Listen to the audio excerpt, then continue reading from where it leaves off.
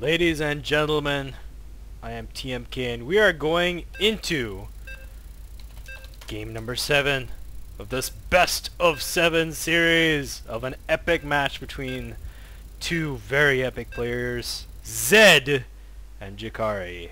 The first game, Jakari totally dominated Zed, but then Zed came back in game 2.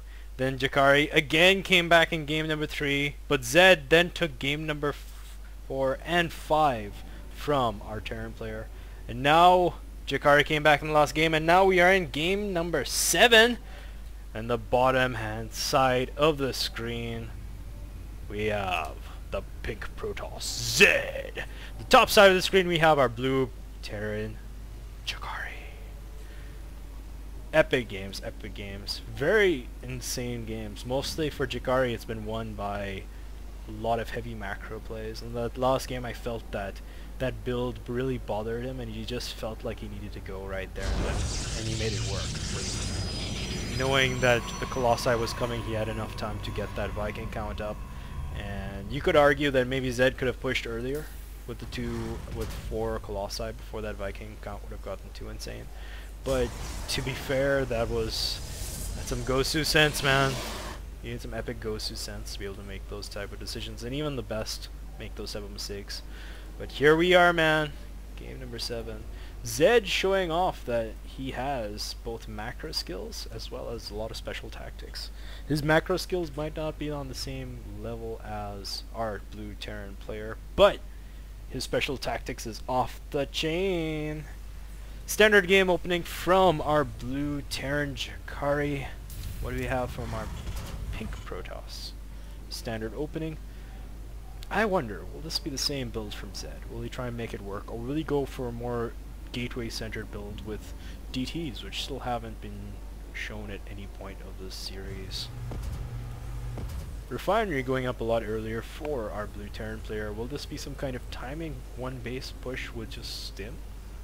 Or will this just be an earlier stim just to feel more secure, or earlier slow?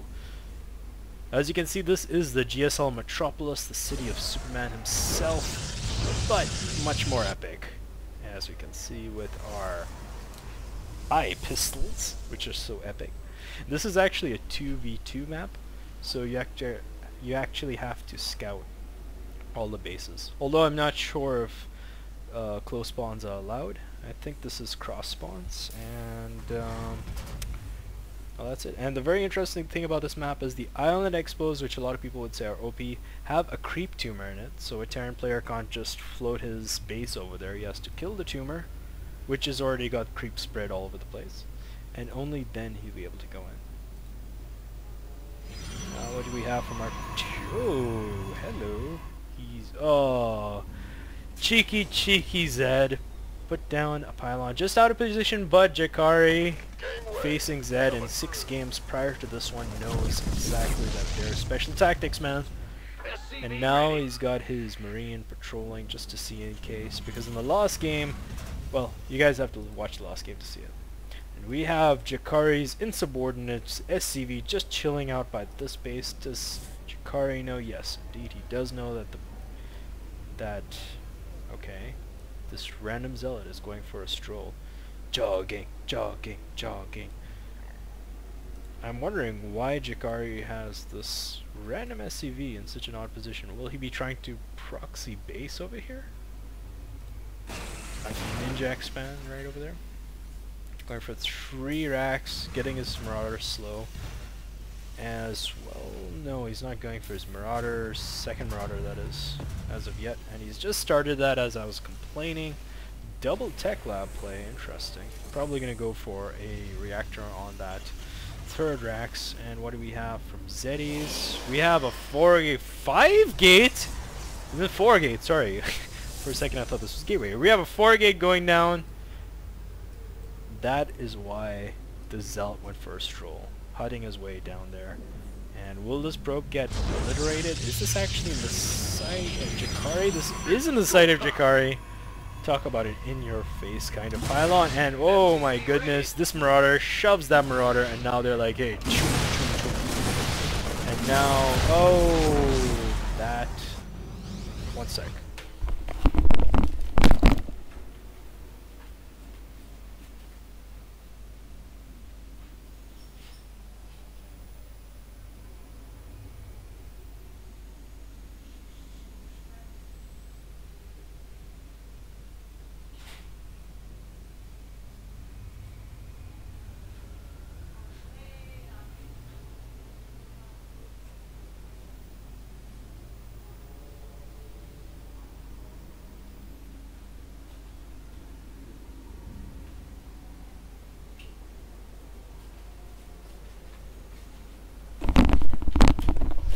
And I am back, ladies and gentlemen. Sorry for that, but I live with other people.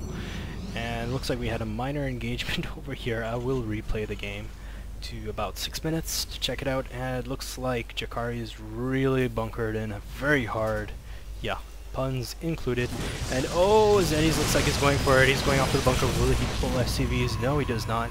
Not yet anyway. And Zeddy's trying to have an aggressive pylon positioning, but he's not really sure about it. Warping in more units, and we have a small skirmish. Another Marine goes down. Nothing. Oh, and it looks like the Stalker is going down on these Zealots, sacrificing their life for ire in slow motion. And one Zealot, oh, just gets taken out. Bad engagement for Zed, who's lost much, much more than our Terran player, Jakari. And what will Zed do? It looks like Jakari's had enough. He's gonna push out, and I do believe Stim is done. Stim is indeed done, and it looks like this is gonna be a terrible engagement. But there are too many Marauders, and this Protoss army is turning into goo, and more reinforcements are coming. I think this might be the end of Zed, and I think Jakari might be taking it home as the first winner of the weekly show match series. This isn't confirmed yet, but yeah. Oh, is Zed gonna go for DTs? When in doubt, DT rush. And Jakari is waiting for combat shields to be done, going for his expand, playing the game the way he likes to play it, which is macro, macro, macro. Jakari with a very clutch scan, seeing that there is an expo going down, and he did not reveal that there is a building going down, the Twilight Council. Zed is in a bit of a bad position. Jakari going for his expo, but the one thing that Zed does have going for him is that Jakari hasn't started his starport. In fact, he just started his factory, which should delay those medevacs that make this army so much more potent, because every time he stims, he lowers a little bit of his own HP. So that should give him some solace, because his shields can recharge while, well, medevacs are the only thing. And what we have here apparently is some kind of conga line. Da da da da da da da da da da da da da da da da da da da. Conga line. Da da da da da da da. Oh, and this Marauder is beating that Marauder. Is a race. It's a race to the finish. Oh, and they've stopped. GG. And we have a very, very small peacekeeping force. And there is a Dark Shrine. I knew it. I knew it. That there would be some DT shenanigans. They had to be. 7 games straight without DTs. And yes, I'm that happy that I'd do that. Very small army from our Protoss player. Getting his natural setup. Throwing down another pylon. Going for those special tactics. Building is nearly done. We will finally see DTs. And we'll also finally see medevacs for our Terran player. His army is really weakened. I am lagging like a beast right now. And will I lag out of game 7? Oh my goodness, will I lag out of game 7? Yes, I think I will lag out of game 7.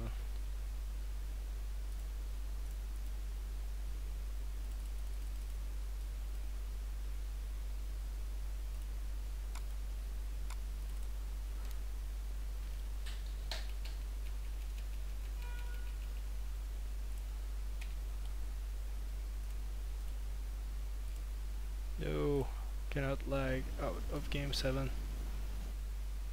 Damn it. Gotta come back. This is like the worst possible time I could ever lag. Till then, I really hope that I come back to this game. And oh yes, I'm back.